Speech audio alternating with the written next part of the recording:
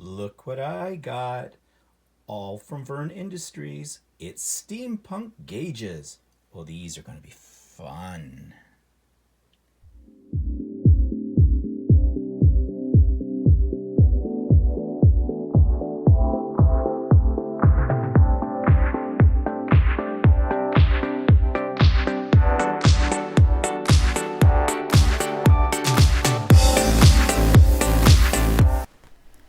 Good morning, everybody. It's Stephen here for Bland Designs, and this is my weekly vlog, and it's number 64, and it's Monday, April the 23rd, 2018. Hope everybody had a good weekend, and if you caught us yesterday on Stephen and Walter Live, that's great. Maybe a little bit of repeat on this program of some of the things that I said yesterday on Stephen and Walter Live. Especially my little controversial issue about women and my local bookstore and things like that. I am going to touch on that again this morning, but only briefly and with a slightly different angle than what we talked about yesterday, because I did some more thinking about it.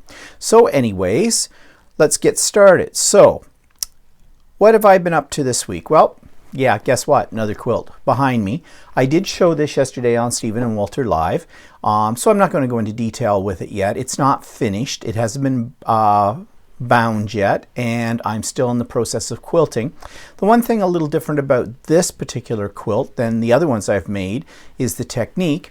This is called a string quilt. The string quilt is where you use strips of scrap material. As you can see, they're laid out diagonally. And basically I'm doing something called paper foundation piecing, or paper piecing foundation. Not sure which way to read that. Where essentially you sew the strips to a piece of light paper. It's got the consistency of like a tracing paper. I actually used deli paper. That worked fine. And you sew them across, and then you have a perfect square when you're done. You just trim off the excess edges around the paper. If you've cut the paper the size of squares, these are 10 by 10 squares, and away you go. It's a really fast way to use up your strips or your scraps, and I kind of like the effect. Now, if you look at it really closely, you'll notice that the strips do not line up, and that's why we have the sashing in between. The sashing is that gray part. And what that does is it actually makes the eye do the work. It kind of puts the strips together when you first look at it. If you start to study it, you'll see that they don't line up, and that's okay. They're not supposed to using this kind of method. So anyways, this quilt's coming along quite nicely, and I'm doing walking foot quilting on this one, and you can see a little bit down here on the edges. On the edges, you've got like the little ripple effect. That's with the walking foot. And what I'm also doing, I'm doing that in all the strips that go across and down. And on these strips inside, I'm just doing a straight diagonal line following the direction of the strip right in the middle. Now, these top ones aren't done. Ones below are. It's subtle because I'm using a very light gray thread, but it's working out pretty good. And it's kind of my way of getting into or moving my way on to eventually doing free motion quilting. Baby steps. So anyways, I will show you this quilt when it gets finished. I'll probably be finished at some time this week. I've already started another quilt using some scraps, but in a little bit different design. They're called half square triangles. And I'm using my own material for, well, at least for half of each of the number of triangles that you create. So we'll see how that turns out. All right, let's move on. What else have I done? Well, I redesigned my sewing room, and I'm sure you've seen the video in my new series called The Idiot Quilter. And if you haven't, do check that out. But anyways, I've got more room. Walter seems to be a little apprehensive about it because even though it's still in where my exercise equipment is, he's now sort of complaining that if he wants to work in his workshop and I'm doing my sewing, he can't work in his workshop. Yeah, he can work in his workshop if I'm not there. The other thing too is he's a late night person. He's not, right now he's in bed. It's 8:15 in the morning. He'll be in bed till 11. That used to be just on weekends, but now that he doesn't work anymore, Now that he's retired, it's every day of the week. But he's up till 3 o'clock in the morning too, whereas I'm in bed at 9. So there you go. So I don't see the conflict. I'm a daytime person. He's a nighttime person. It works. What else? Oh yeah, I got my serger reconditioned, fixed up, and I took it to the Ultimate Sewing Store, where I buy all my material, my fabrics, take classes, and they're really good there. I asked, is there a simple way to thread this serger? Because this is an old serger. It was my sister-in-law's, and it's a bitch, quite frankly, to thread, especially the lower looper on it. And much to my surprise, the store owner, Shirley, who's a serger expert, she said, yeah, there is. And she showed me how to do it. Makes logical sense. So, you know, I love that store because every time I go in, there's no such thing as a stupid question. And I always get brilliant answers to all of my questions. And they're very patient with me. So I really like it. It's great. And the serger's all ready to go. I want to get it reconditioned and cleaned up for a couple of reasons. One, I didn't think it was working properly on one of the threads, and I was right. The timing was off. They put new blades on the cutters. If you don't know what a serger is, essentially what a serger does is it sews and cuts fabric at the same time. So you get nice seams, and this is how you can make napkins, you can do clothing with it, you can do all kinds of things with it. In fact, I'm not absolutely sure about all the things you can do with it. That's why I want to take a class about using my serger at the Ultimate Sewing Store. They usually have one each session. New sessions coming up soon. They haven't revealed the classes yet, but as soon as they do, I'm going to be camping out on their doorstep because there's a lot of classes that I want to take. So anyways, I should learn, hopefully one of those classes is about the serger, and I'll learn what to do with it. Okay, moving on. So, YouTube channel of the week is APG Jamie. I'm not really sure why I stopped subscribing to this YouTube channel because I went back and revisited it, and it's full of some great stuff. So here's the clip. This week's YouTube channel of the week is one entitled APG Jamie. APG Jamie is a mixed media crafter, and she has a lot of videos about a lot of different techniques that I find very inspiring. She does everything from mini journals to painting on canvas to doing things with paper clips and other items. Just very, very creative and very wide choice of ideas that one can choose from. I think you'll find this very, very inspiring. So do check it out. I've put the link to APG Jamie in the links below. So I'm sure you'll find something on APG Jamie that will tickle your fancy. So moving on, persons of interest, and not just person of interest this week, but persons of interest. 2 people reached out to me and sent me some detailed information about themselves and what they do and their hobbies, and they sent me pictures as well. One of those people is Virginia Schneider. She's relatively new, I think, to my to Stephen and Walter Live, although she may be on there and just is lurking, never has really chatted much until very recently. But anyways, she sent me some really great stuff, and so did Julie Chambers. And Julie is another regular on both here on my vlog and on Stephen and Walter Live. So I have put together this video clip presenting both of my people of interest this week, Virginia Schneider and Julie Chambers. For this week's person of interest, I actually have 2 people that sent me some information about themselves. So our first person today is Virginia Schneider. And this is what Virginia writes. My name is Virginia Schneider, and I live near Cincinnati, Ohio with my husband. We have a son, a daughter, and 2 granddaughters that live nearby. I became acquainted with your YouTube channel through the video Craft Room Makeover. My husband and I have downsized to a smaller 1-level home, and purging, organizing, downsizing, and the KonMari method have been my mantra to make the move. I'll retire this June, 40 years teaching elementary, the last 18 years as a library media specialist for kindergarten through grade 8. I'm really looking forward to having more time and energy to devote to my other passions. My mother and my grandmothers were very talented in needlework and other creative arts, and I have fond memories of learning by their sides.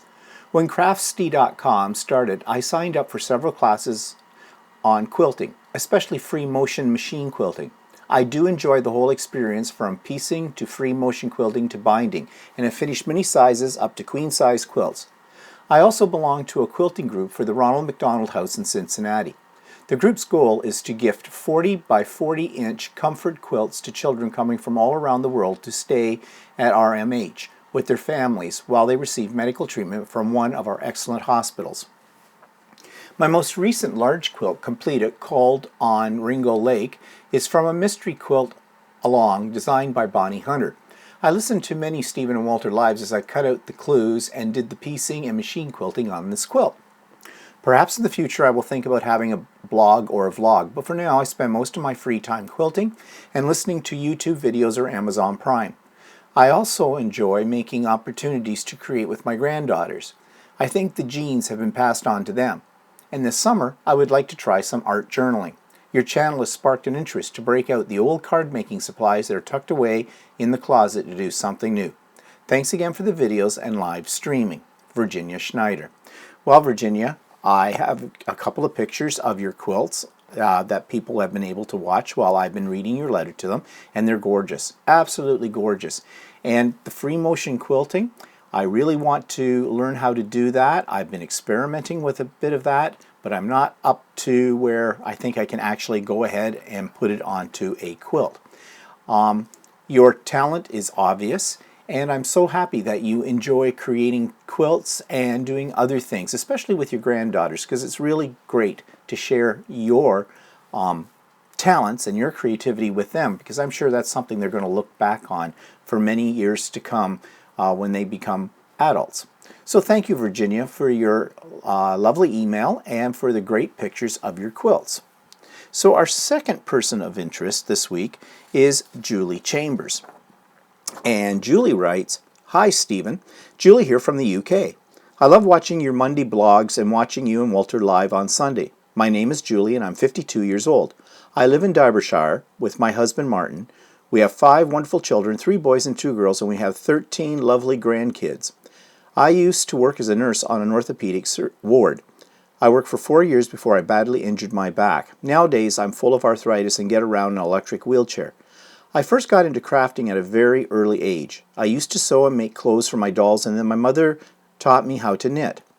A very lovely lady taught me how to crochet, and these crafts I did for years, well up to about 6 years ago. I also did cross stitch and tapestry. I got into paper crafting 5 years ago. I decided to make someone a birthday card, and they were totally overwhelmed with it. I made cards for about a year, then I moved on to making mini albums, though why we call them that I do not know. My largest one was 11 by 9 inches. I mostly use Graphic 45 paper collections. My latest project was an album I made using their Season collection. I've also just made another album using their French Country Deluxe Edition. This one is 9 by 7 inches. I also have 2 cross-stitch pictures for you. Unfortunately, due to the serious nature of my arthritis, I am limited to how much I can get done daily. But I love doing crafts, and hopefully I will continue to do so for many years to come. Hope this is what you're after. Many thanks, Julie." And Julie, it sounds like although you have some disability with the arthritis, etc., you're staying very active. And even though you're in a wheelchair, you're just proving the fact that it doesn't matter. People in wheelchairs or people not in wheelchairs or with any kind of disability can always do some form of craft, and you seem to do quite a lot of them. Yes, I agree with you. I don't know why we call them mini albums either, because I've made them in all sizes. And I love the Graphic 45 paper collection, so much so that I was hoarding them every time they came out with a new collection. And I've got quite a few of them, and I've just stopped. I've had to stop because I haven't used them up. But you know, they're really pretty, and I hate to cut them up. But I'm going to have to do that at some point in time. So thanks, Julie, and thanks for sending along the pictures of your great work. It's very inspiring and very creative. Love it a lot. So thanks to both of my people of interest this week, and if you want to be a person of interest, don't be shy. Send me some information, and I've put the prompts which you can use as a starting base if you wish, are in the show notes below. And if you'd like to be a person of interest, you know the drill. Down in the notes, I have some start-off prompts for you, which you are free to use or not use or deviate from or whatever. But again, please send me information. You're all special people of interest. Okay, resources. Down below, I've got the link to Stephen and Walter Live, of course. And then I have 2 episodes of The Idiot Quilter. Episode 2, which is about my personal quilt show. I'll show you all the quilts that I've made up to this point in time. And then I have a short little video about redesigning, reorganizing my sewing room. Now, my whole intent of The Idiot Quilter is to make very short little, no more than about 10 minutes, 11 minutes long videos, just highlighting some of the things that I've come across as I learn how to do quilting. My stupid mistakes, that kind of thing. They are not meant to be instructional videos. I'm certainly not an expert, as you know, in doing all this kind of stuff. But I thought it might be nice to share the pitfalls that I have discovered, because I go on YouTube, I look for instructional videos, and people seem to be loath to reveal their failures and their mistakes. And I shouldn't call them failures, they're learning experiences, okay? If you're perfect all the time, you never learn anything. So that's my intent with The Idiot Quilter, just to show some of the ridiculously stupid things that I have done and how I have solved the problem. So if you're into sewing, if you're into quilting, maybe you'll find these amusing, okay? And that's why I call it The Idiot Quilter, because I can be an idiot. All right, and I've also got the link to APG Jamie's YouTube channel. All right, let's go into what's pissing me off this week. And this is sort of an extension to what I talked about very extensively, what Walter and I talked about yesterday on Stephen and Walter Live. And I call it reverse sexism, and that's my term. And I'll explain what I mean. Very briefly, I went into my local bookstore, Chapters, and there's not many bookstores around anymore. It's actually called Chapters/Indigo because it's actually, depending on where you go, Chapters is the old name, Indigo is the new name. But they seem to use them interchangeably. It's the same company. They're a Canadian company, I think. Hard to know what's a Canadian company anymore. The Americans have bought out so many of our companies that, you know, what we used to think were Canadian turn out to be owned by an American corporation, but that's just the way the world of economics works, I guess. Anyways, I walked into the store, and in my face were signs right at the entrance that said "Celebrate Women." And of course, they had all these books they feel that women might be interested in. Yes, Mother's Day is coming up, and that's what they're doing as a promotion. But upon further investigation, I noticed they have a room in their store, very large room, called A Room of Her Own. I think it comes from Virginia Woolf, one of her books. However, in that room are bits and pieces of jewelry, silk scarves, notebooks, pastel colored pens, things like that. Things that they feel will appeal to women. Fine. I get it. As one person on Stephen and Walter Live said, it's just a marketing ploy. In other words, they'll make a profit no matter what they do, and yeah, so don't get too uptight about it. Well, I did get uptight. To me, in this day and age where we have that whole Me Too thing with women, which I'm not putting that down at all, everything makes men look like we're the enemy. We are not the enemy. There are many women out there who realize that. Many women out there that have husbands that they care about greatly and do not consider them to be chauvinistic, misogynistic pigs. I'm sure. So maybe it's the minority. But why do I have to have in my face when I go shopping stuff that turns around and says you are dirt because you're simply born a man? I am not dirt. I respect women. I have worked in an environment that is 55% women, and that's in the education. My own department was made up of 3/4 of the number in the department were women. They were intelligent, creative, caring people. They were excellent teachers, every one of them.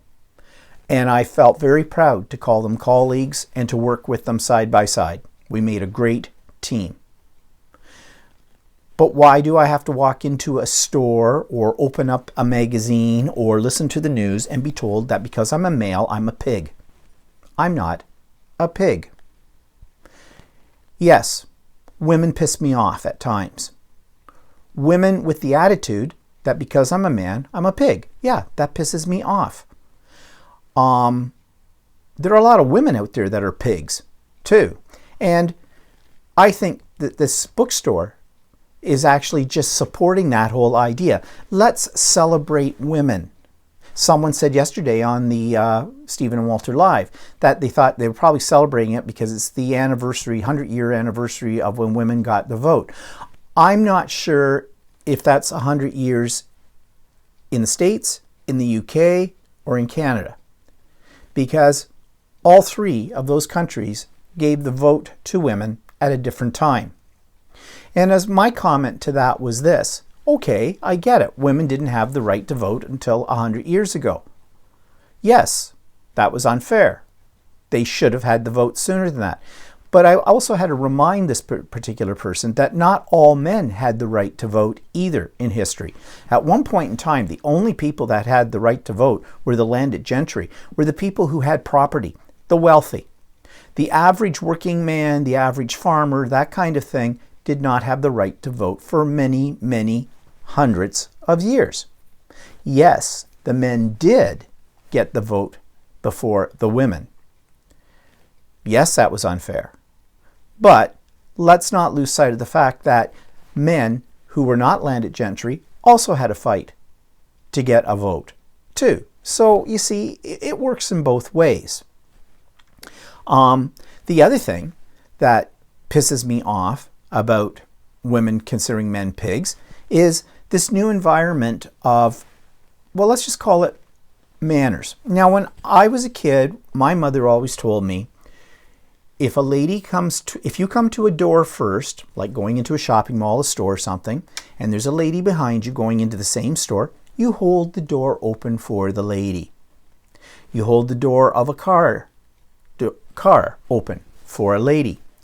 You pull out her chair and push it in at a restaurant for a lady.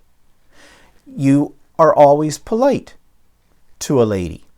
Okay, let's move that up into the 21st century. The whole fight for equal rights with women and the whole bit means that they have lost their right to have a door held open for them. Now, before you jump on me and say, well, that's just bad manners, let me explain. If I get to a door first and there's a man or a lady or a kid behind me, anybody, doesn't matter what their sex is, I will hold the door open for them. I can't say as though I have found a lot of women do that for men. I have watched this happen many times. A woman approaches the door first, I'm right behind them, she goes through the door. She's not holding it open for me. I'm on an elevator. The old etiquette said that if a man and a woman are in an elevator, when the elevator door opens, you allow the ladies to exit first. I still sort of do that.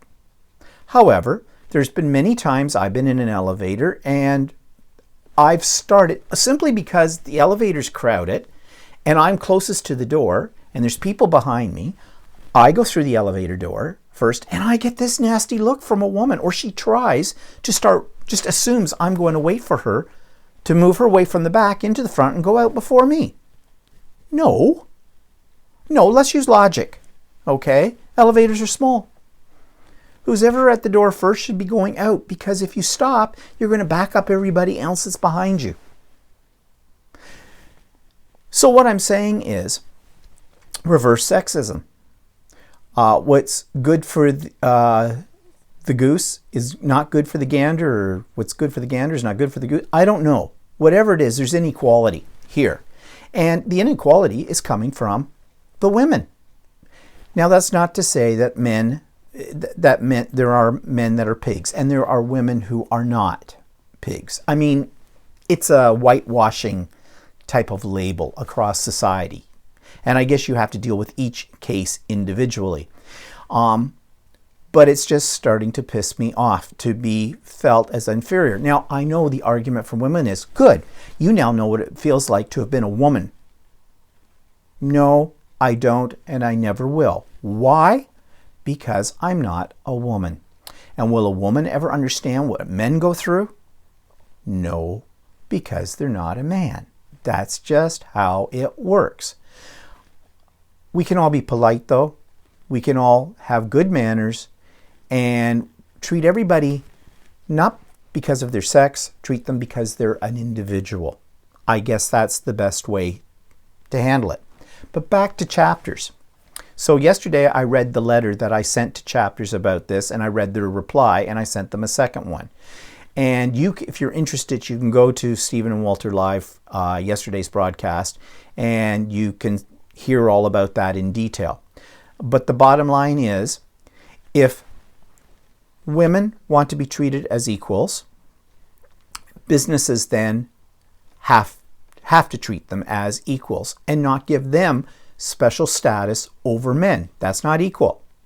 Some people would say that's fair play, that's payback. That's still not making things an equal playing ground. That's just creating resentment in people. So it'll be interesting to see if I get a second reply from Chapters. I don't think I will.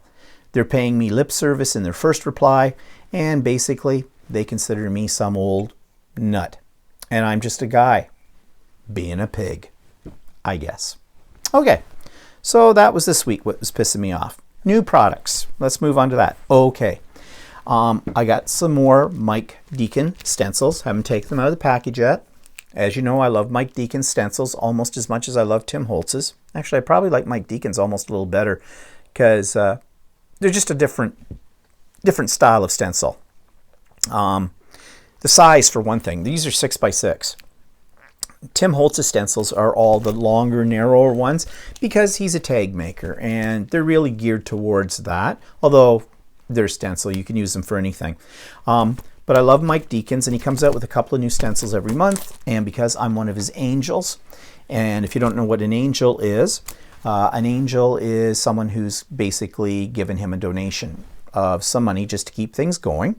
And I did, and because he does quality work, he gives a quality product, so I don't mind supporting somebody like that.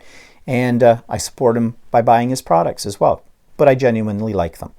And now his other half, his husband, Ian, is majorly into steampunk, and he makes really cool steampunk gadgets. And he sells them online. He has a little store online called Vern Industries. And so I checked it out, and he had these little gauges and things. So I bought, they weren't expensive, and even with the shipping from the UK, they were not that expensive, but he has these little gauges. So I bought 6 mini steampunk gauges, and they come in these cute little boxes. I think he designs the label, but it's just cute.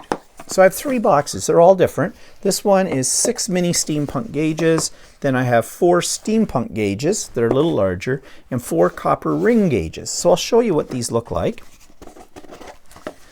So these are the minis. There's 6 of these. Each one is a little slightly different. And you see, he makes these from, let me get a hold of that so you can see it better. He makes these for bits and pieces he finds in like hardware stores and other places, I guess, and puts them together. But they're really cute. They're well made. He's got a little sticky thing on the back of this, I guess, so you can stick it down. So those are mini gauges. Then I bought these, it's called 4 steampunk gauges. This is the groupings they come in. Get the lid off. There we go. So again, similar kind of idea, but really cute and really vintagey looking. And the other ones are 4 copper ring gauges. Again, these little bubbles of glass over the top there really have a nice effect. Here's another one. So, you know, I saw these and I thought, yeah, I could use these in a mixed media piece or something like that. So I have them. They're almost too cute to use, but I will use them eventually, and I'll get around and I'll show you what I did with them. But I really like them. I kind of like steampunk. I'm not in it as much as some people are. I have a couple of ladies that take my art journaling class on a regular basis, and they're both into steampunk, and they've got the outfits, and they do these day trips with their group of steampunkers. Steampunkers, I guess, kind of a thing. So they're into it in a big way. I should take those to the next class and show them that, because they'd probably be really interested. I did order a couple of more things just the other day from him. One's a catalog, and the other is some artist cards kind of a thing that are all steampunk in theme.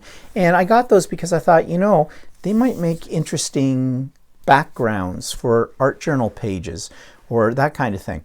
And I'll probably scan what's in the catalog and the cards, because I have a feeling it's going to be too nice to cut up. But anyways, that's Vern Industries, and that's Ian, who's Mike Deacon's other half. Okay, what else did I get? Okay, I got these markers. They're acrylic paint markers, and they're called Miniso acrylic painter. They are Japanese or Chinese. I don't know if you've seen these stores, but they're popping up a lot now. They're like a dollar store, but it's stuff that's from, you know, Asia. And it's these stores are a little bit nicer. I saw some of these stores when we were in Australia too, and I've seen them in England as well. So they're starting to pop up here in our area. And so we went in the other day to this store, and they've got all kinds of bits and pieces of electronic things. A lot of it is kind of on the cheap side. But they had these markers, acrylic paint markers, and I tried the white one because I'm always on the lookout for a decent white marker. And what do I have here to show you that? I don't have a piece of paper. Well, anyways, trust me. Here, bottom of the box. See that? They write pretty nice. So getting a decent white type of marker that'll work on an art journal page on top of acrylic paint is not that easy. Now, the best part was the price. You could get 3 of these, mix and match, for $2.99. So 3 for $2.99. So I bought 6. Now, the only thing was, that's pretty much the colors that I could get. They're not the best colors in the world. The black and the white, the gray are okay. The blue doesn't look bad. These 2 colors here are a little bit fluorescent-y. But anyways, at that price, I thought, I can't lose. So I bought those. And also, I went into, again, to Ultimate Sewing. My second home away from home, it seems like these days. I spend so much time and money there that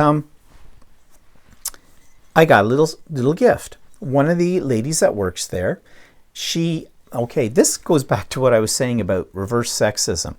I happened to notice they were selling coffee mugs that were a sewing theme at their checkout counter, but they had the 3-letter word in them. She. Okay. And you know, I'm a male quilter. That's not rare. And lots of men sew. But I'm thinking, okay, here you go. Another marketing ploy. Now, this was not a fault of the store. They didn't manufacture the cups. But I made a joke about it. I basically says, oh, where's the cup that says he, whatever on it? No bet. I says, well, I said, you bunch of sexist pigs, kind of a thing. Well, they know me well enough to know I was joking, and they laughed and whatnot. So when I went into the store last week to pick up my serger, Donna, one of the employees, was there. And she says, oh, I have something for you. So she got me this. She saw this online and said she thought about me and had to get it for me. And it says, what happens in the man cave stays in the man cave. Okay? And it says, he said. Because on their cups it said, she said. That kind of a thing. So she got this for me as a joke. But it's kind of a nice coffee mug, and I intend to use it. And I actually got her a little thank you gift. I gave her a set of my cards that feature my artwork and that kind of thing, just to, you know, she went out of the way. She doesn't know me that well, and that was just, I thought, really nice of her. And yes, it was funny. So what else? Just looking down my list here. Oh, well, I was in the store that day. It was an expensive day, and I blame it on Walter. He's an enabler. He was with me, and when we're in there, he says, "Hey, did you see these?" I said, "What?" They were sewing machine bags, travel bags. Now, I've been taking my sewing machine around in my brother scan and cut bag, which my sewing machine just fits in it, but you can't really get much of anything else in it. So I was in the market for a better, proper sewing machine bag, especially if I'm going to take all these classes. I need something to lug it around and something to protect it. So I saw these bags, and they're wonderful. They collapse all up so that they only take up they're only about 3 inches thick, but they expand out. Lots of pockets, on wheels, handle, the whole bit. Really nice. Inexpensive, $250. But Walter always tempts me with these things because he knows what I'm like. And so I went, yep, gotta have it. So I bought it. Now, I did get 10% off because I bought my sewing machine in the store. And so anything I buy in there, fabric and notions, I get 10% off because of that. It's just a little perk for buying a machine at that particular store. So anyways, I got the new sewing machine carrying case. I haven't used it yet, but I know I will be. And I think I did when I did the redesign of my sewing room, episode 3 of The Idiot Quilter, I did show the bag as well in that video. So if you're interested, you can check that out. It's a little big for hefting up here and showing to you. But anyways, it's Walter's fault that I bought it. Yeah, that's my story and I'm sticking to it. Okay, so moving on to book reviews. This week, I don't have a book. Oh, I hope I don't fall off the chair. Let me just... I have mentioned this company before called Stampington, and they put out some very nice books every month or so on various aspects of mixed media, sewing, things like that. And I had told myself that I wasn't buying any more of these because I tend to leaf through them, but I don't tend to really read them. But the day that we were over at that bookstore that I was bitching about earlier with the Celebrate Women's stuff and all that, I went in and I spent $73 on magazines. 3 of the magazines I got are from Stampington. I got this, which is Stampington Studio, which has got... The pictures alone of the projects are really worth the price, but they're really, I find them inspiring. So I've got that. I haven't even looked through these yet, and I've had them for a week. Something called Somerset Apprentice, which is mixed media for beginners, which I got these because they'll give me ideas for my art journaling classes. And speaking of art journaling, they have one on art journaling as well. The pictures are really nice in them. The instructions are very clear if you need instructions. They're just a really nice magazine. They're a quality magazine. They're not cheap. This one, for example, what did I pay for it? Yeah, it's $16.99 Canadian. It's $14.99 US. That's something that pisses me off about books, that in Canada we have a different price than, of course, they have in the States. Yeah, they do it because of the exchange rate, supposedly, but the exchange rate's always changing. And I think what pisses me off even more about that is the fact that they're showing me how much cheaper I could buy it in the States. But anyways, yeah, that one was $16.99 as well. And this one, for some reason, is a little cheaper. It's $11.99 Canadian, $9.99 US. So I got those. And I bought a couple of quilting magazines. Now, I think I mentioned in one of my vlogs that I wasn't going to be buying a lot of quilting magazines because, yeah, whatever. Well, changed my mind. Saw 2 there. And the way I'm using the quilting magazines, again, is the way I'm using these books. It's not so much to do a specific pattern or specifics or to follow a specific set of instructions. It's more or less to inspire ideas.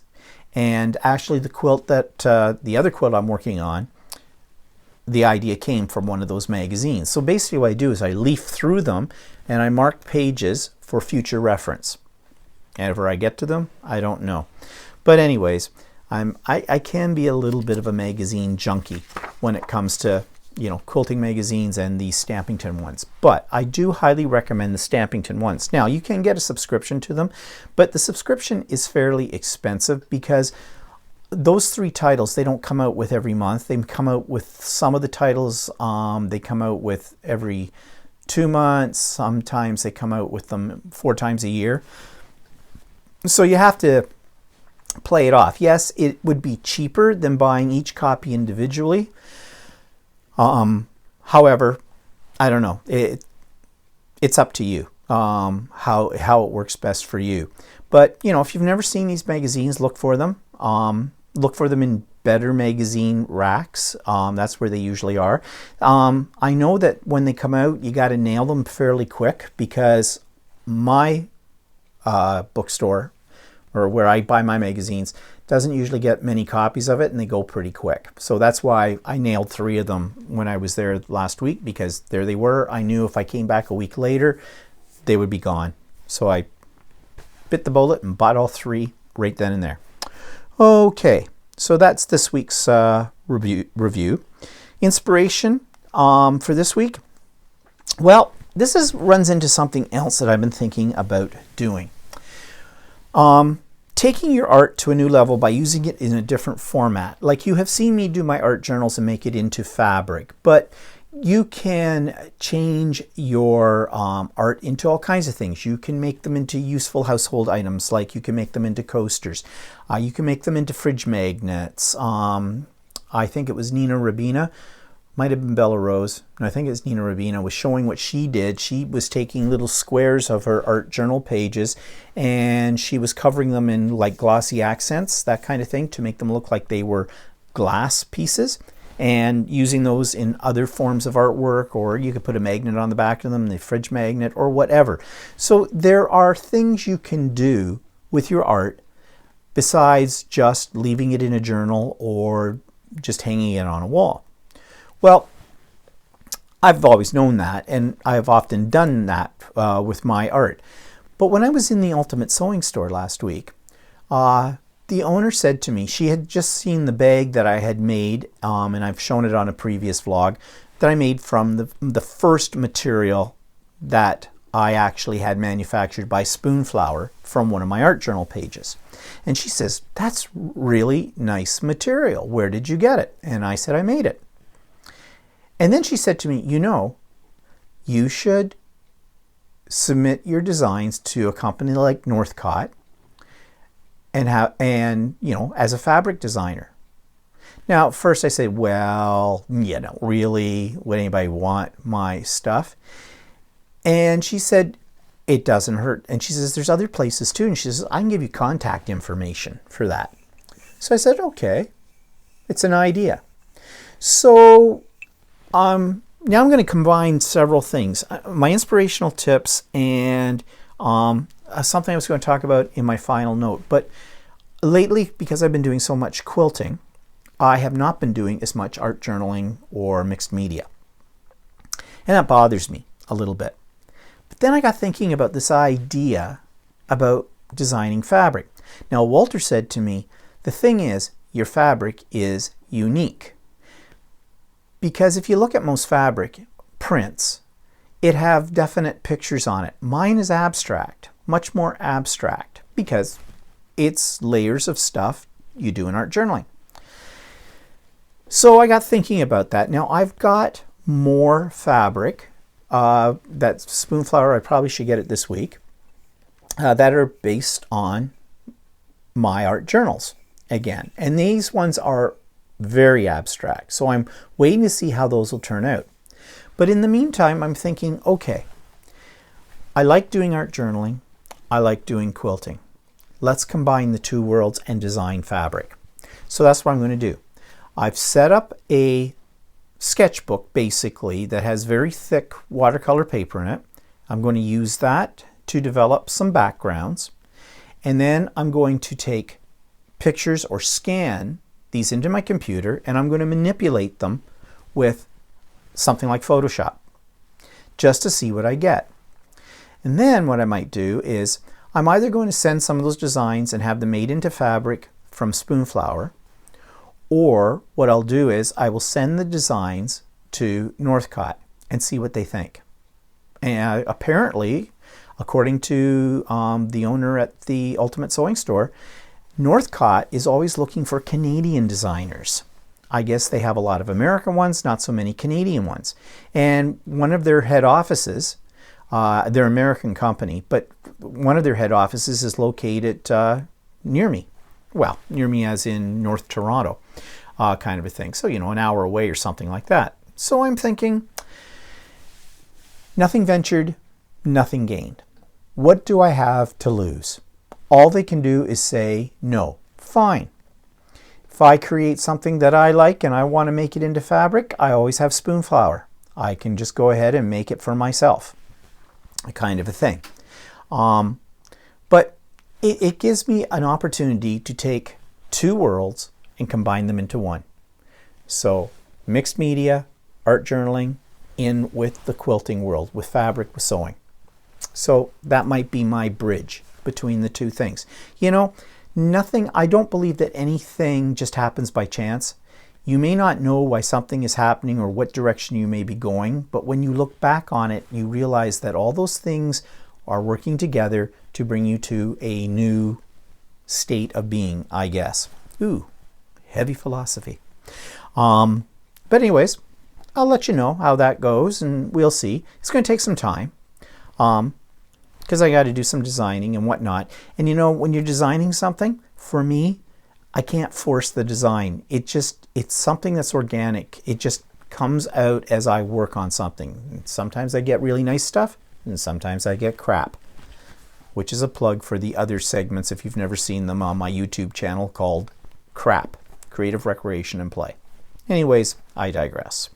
So, that is something that I'm thinking of doing. And so back to the inspiration tip, take your art, take your scrapbooking pages, take your cards, and do something else with your art.